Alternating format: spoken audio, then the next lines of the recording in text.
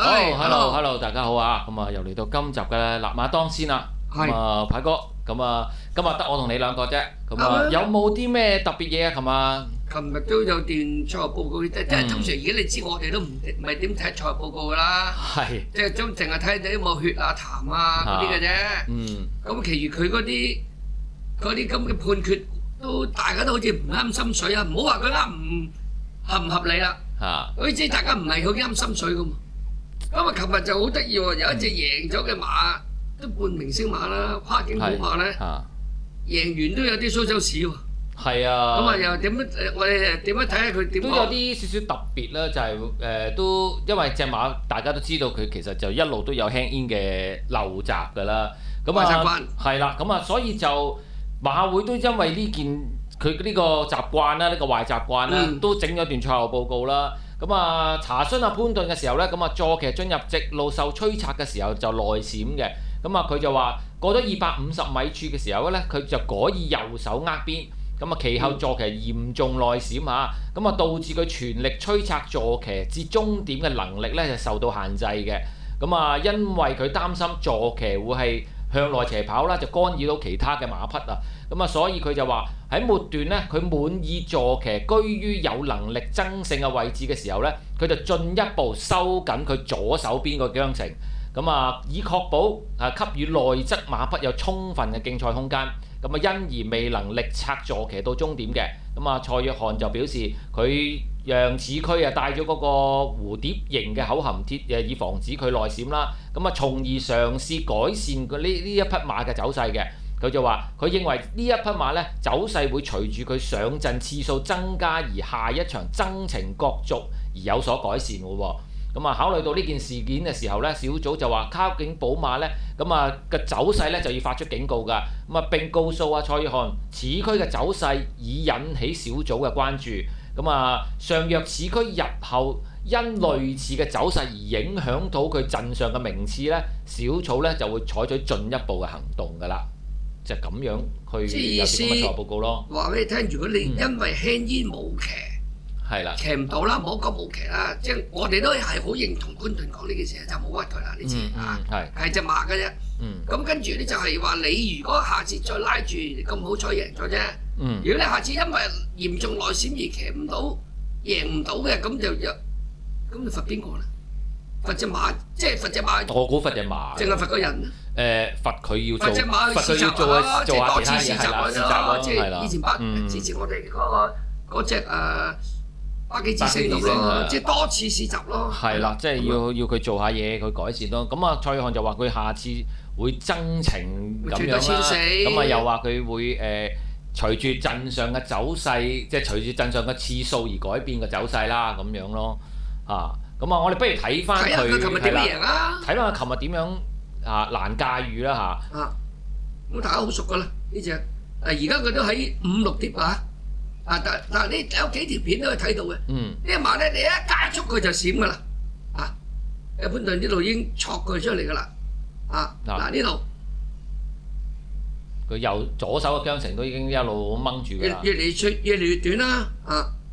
騎唔到嘅真係，最後嗰一百都。呢度可以騎兩下嘅，佢都知道過就唔識騎啦。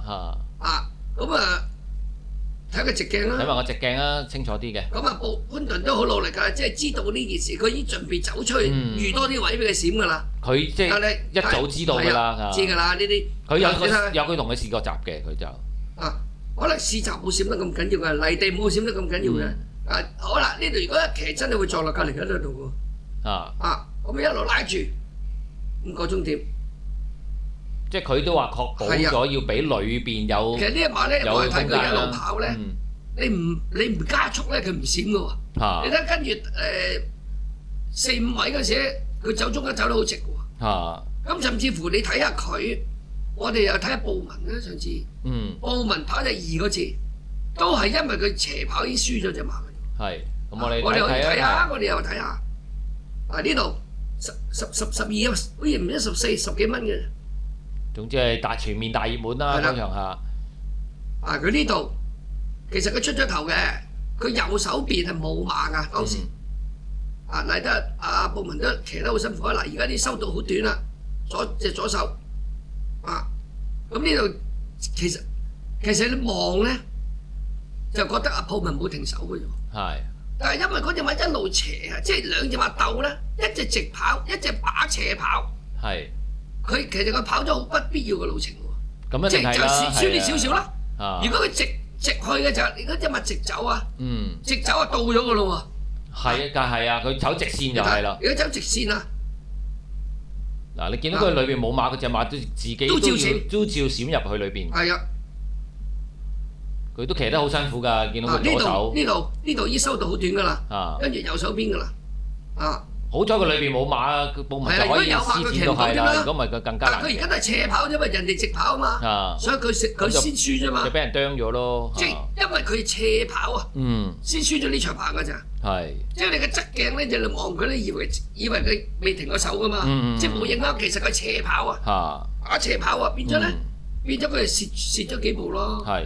就係咁。咁啊，即係希望佢即係陣上嘅次數增加，咁而令到隻馬即係多啲咁就咩咯？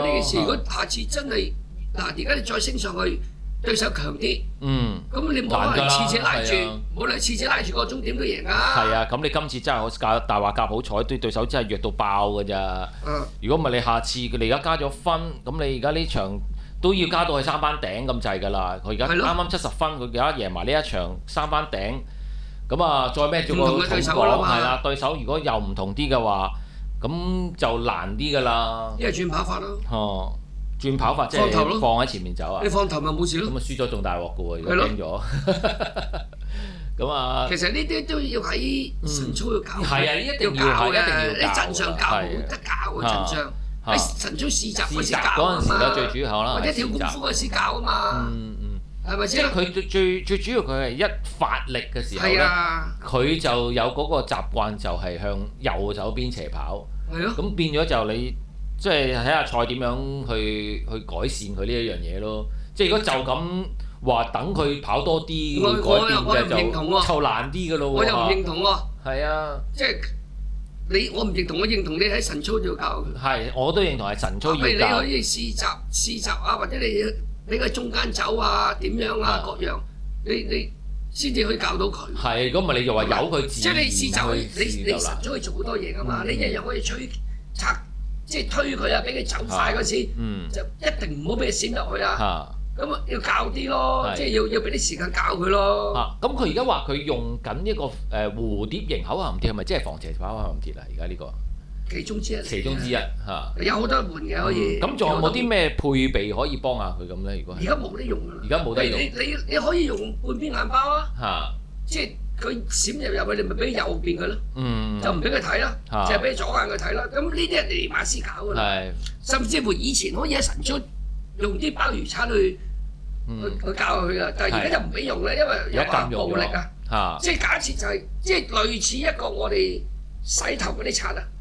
洗頭嘅尖，即係類似啊圓嘅，咁個譬如佢閃右邊，你咪整一個戳喺呢度咯。哦，即係佢一走入去，你少少拉就吉佢啦，吉到痛咪走翻出嚟咯。嚇！即係，但係而家唔俾用啊。而家冇啦，而家唔可以用咗，唔可以。晨操應該都可以俾佢用啊。晨操都可以俾佢教啊呢啲。係咪啊？係，咁呢個就睇下有啲咩阿蔡自己諗啦嚇。咁阿蔡咁犀利，咁應該希望佢有個好啲嘅方法去改善，因為呢隻馬真係都幾好馬嚟㗎嘛。蔡犀利啫，教嗰個唔犀利啊嘛。咁啊係。佢哋教佢練馬先叻，都要揾個佢將軍叻，都要個兵大將軍叻先得啊，大佬啊。係。咁你練馬先唔係自己去操㗎嘛，你唔係偉達啊嘛，係咪先啦？咁你咪要揾個叻啲嘅人去教。係。咁啊，睇下佢有啲睇下有冇啲好啲嘅騎馬人幫佢操下呢隻馬啦，即係好好馬嚟嘅呢隻，咁啊希望唔好嘥咗佢啦嚇。好啦，咁啊呢一單嘢就講完啦，咁啊再講下遮打杯嘅消息啦。咁啊遮打杯，咁啊大家都知道有一隻日本馬就唔嚟啦，橡木城，咁啊決定上次個意外嘅陰影咧，我估都有唔多唔少係有少少。即係嗰啲陰影啫，係咪即係突然太近啦？即係意思。咁可能真係太歷歷在目啦，或者係即係時間太近啦。咁啊，始終大家都係馬女啦。咁啊，配種嗰個價值係相當之高㗎嘛。有㗎。咁啊，所以就而家決定唔嚟啦，留翻喺本土跑嘅佢。咁啊，所以就原本都係得3隻馬嚟嘅啫，咁而家少咗一隻，即係得2隻啦。咁啊，另外係啦，咁啊，另外有一隻咧，其實都未確定嚟唔嚟嘅嗰隻班巴實力，因為佢5月頭咧就應該會喺歐洲跑翻一場2級賽先嘅，嗰場2000米，大約2000米啦，咁啊，咁要睇埋嗰個佢個成績係點樣喎話，即係佢如果跑得太差都唔嚟㗎啦。咁啊，如果再唔嚟嘅話，就又係得翻一隻嘅啫喎。一隻千祈唔好唔嚟喎。係啊，嗰隻就圓滿杜拜啦，但係嗰隻就一定嚟嘅，因為佢話佢目標其實就一路都係擺咗喺遮打杯嗰度嘅。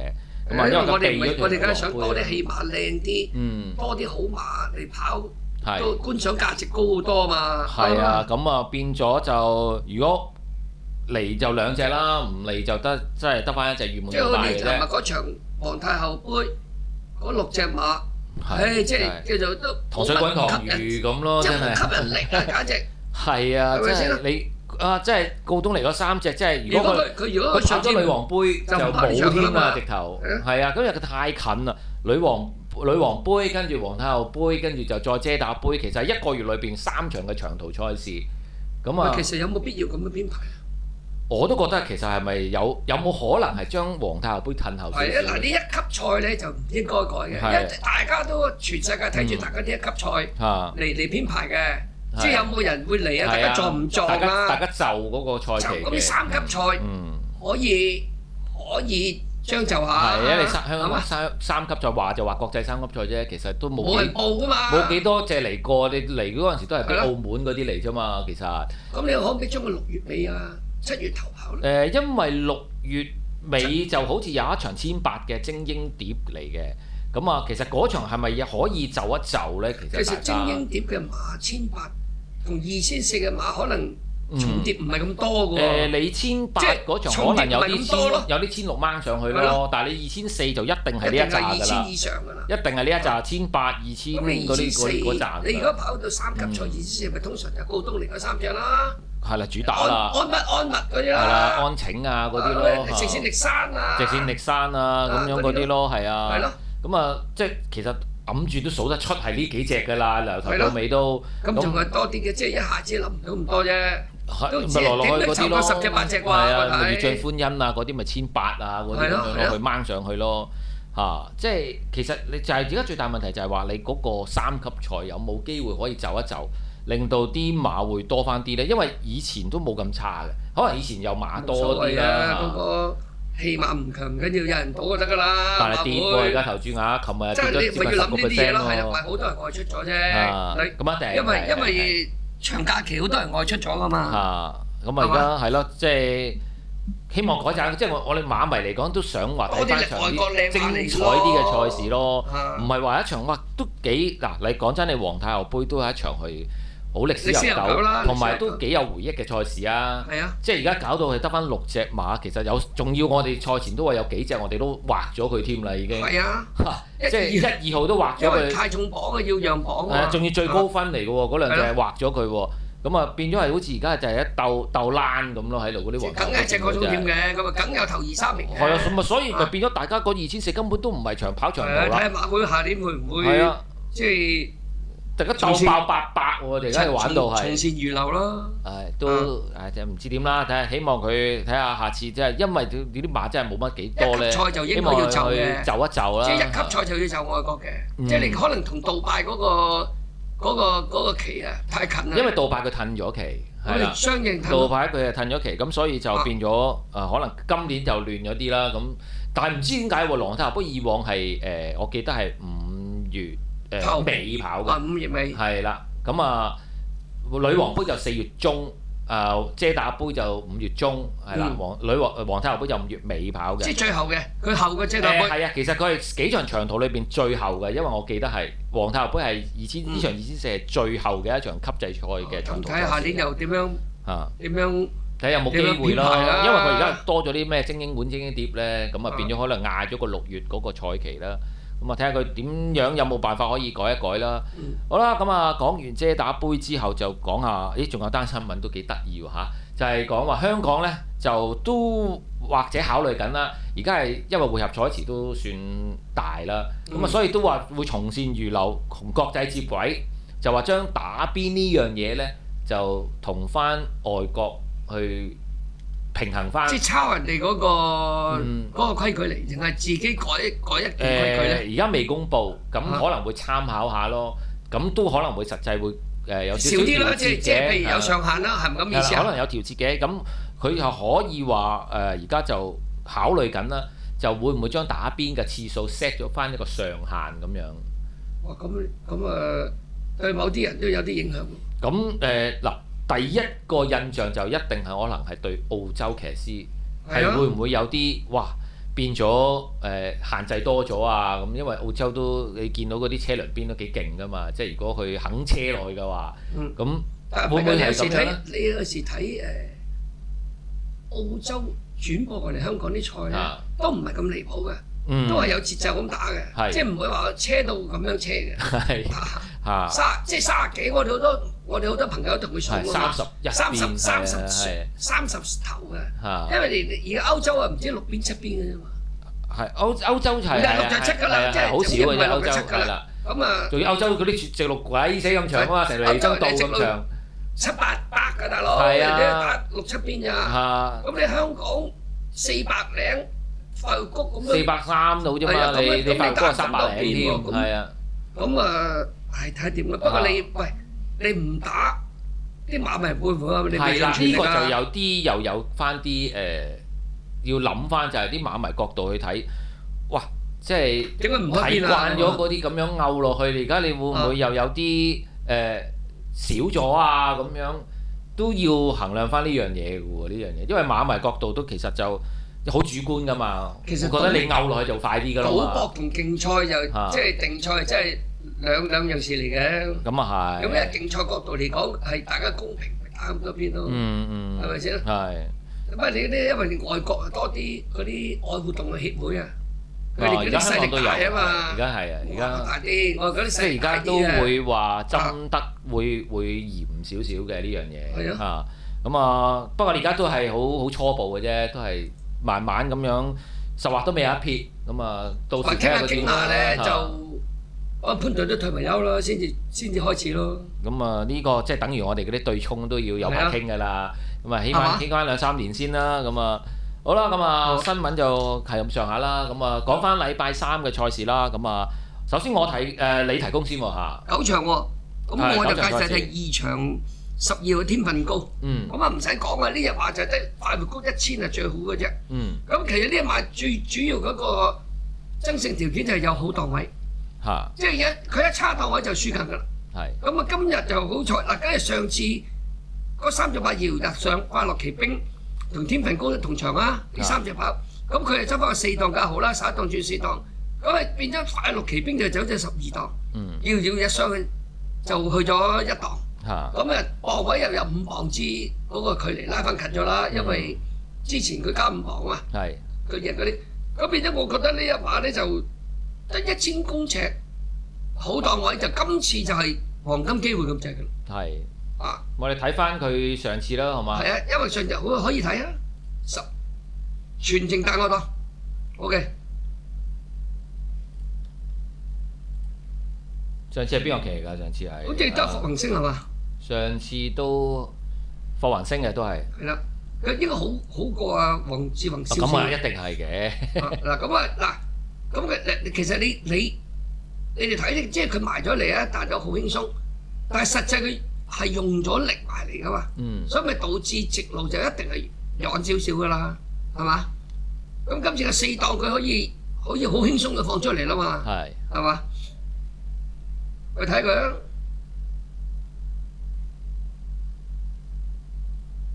而家仲係因為佢用咗好多力噶嘛，呢個隻馬已經差唔多啦，啲腳都躝得唔係好，即係提得唔係好高啦。上次都快㗎，佢嗰個步速啊！但係佢都係唔係話停曬啊？緊佢都㗎啫，即係希望個檔位幫到佢放嗰時，唔使放得咁急咧，慳翻啲力咧。希望佢把握今次嘅機會啦，因為你就算係快活嗰1000，你都要揾個好檔位啊嘛，你知啊？係一定要揾個排位神幫你先得噶嘛。係，如果唔係好似隻準輝煌咁啊大鑊啦。係啊，次次都外檔。次次都10幾檔嘅，係啦，最近嗰場都係8檔。好啦，咁啊，牌哥揀完啊，霍宏星，我都揀霍宏星喎嚇。使唔使補個騎師王添啊？咁啊，可以睇下個臨場嘅騎師王個賠率係點樣啦。咁啊，我啊揀第4場啊，嗰隻你知我得㗎。咁我哋睇翻佢較早時下，咁啊跑1200嘅時候嘅表現嚇。咁啊，因為佢之後咧贏完呢一場之後咧，佢就跑咗幾場咧，都係啲中距離嘅賽事啊，1650啊，沙田1400啊咁樣嘅。咁啊，今次翻嚟1200啦。咁啊，睇翻佢上一次贏1200嗰場啊，咁啊沿途都係出閘好利落啦。咁啊，都係排咗個好檔㗎嚇。咁啊，同今次差唔多嘅，都係排咗個好檔。咁啊，而家放出嚟嗰隻就添喜運啦。咁啊，隔離有妙玲瓏啊。咁啊，今季嘅表現都唔差嘅。外邊有沙張金剛啦。咁啊，最厲害嗰隻咧就係佢後邊嗰隻啦。佢身後白衫，而家佢就係白衫啦。佢身後嗰隻粉紅衫嗰隻咧就係真心傳奇啊。咁啊，後尾都再贏㗎。3班都贏啊！係啊，咁啊，佢而家就一路咁咬住內欄嘅好位嚟嘅。咁啊，而家準備轉彎嘅時候咧就好輕鬆啦。咁啊，最緊要係揾位嘅啫。咁啊，當時都係 A 跑道嚟㗎嚇，同今次嘅一樣嘅，都係 A 跑道。咁啊，而家準備轉入直路嘅時候咧，佢而家揈出嚟咯喎。咁啊，見到有追勢喎，咁啊後邊隻真心傳奇一路都係跟住佢啫喎，仲未埋到身喎，隔離妙玲瓏都已經係散地啦，對住佢嚟講，咁佢一個截離咗真心傳奇，真心傳奇其實真係車落去嘅喎，係追近嘅啫喎，咁啊之後呢，佢就走咗去跑咗啲比較長啲嘅路程啦，又去1650，又去沙田1400，咁啊今次又翻過嚟嚇呢場嘅谷草1200。個贏馬嘅路程，咁啊睇翻啲對手咧，真係渣到好緊要嘅咋。季尾嗰啲，即係你有啲級數就係啊，就好着數㗎啦。真係冇話啲咩特別嘅啫，咩手進係上次叫做緊跑得好啦，都唔知係咪賺咗啲形勢先跑得好嘅啫。咁啊，佢仲要有個靚檔2檔嚇，咁啊應該就冇走雞㗎啦，點都有3甲㗎啦。咁啊，希望霍宏星啊今日嚟緊禮拜3啊表現好啲啦，咁啊帶我同阿牌哥都整好2串1線啦呢一個，加個騎師王啊，加埋個騎師王睇下佢到時係啊，到時睇下佢個開入賠率係點樣啦。咁啊，我哋提供咧就係阿牌哥就係2場12號嘅天文高，咁我就係4場3號嘅你知我得啊。好啦，咁啊今集嘅立馬當先就差唔多時間啦，咁我哋下一集就係禮拜4啦嚇，但係禮拜3咧我哋都有個賽日解碼嘅直播啦。咁啊當日跑頭場嘅時間就係6點35分喎嚇，咁啊有即係我哋6點15分，唔係6點25分。6點15分，係啦。咁啊我哋6點15分用到賽日解碼同大家見面啦。咁啊希望大家準時收睇啦。好啦，今集時間差唔多，下集時間再見，拜拜。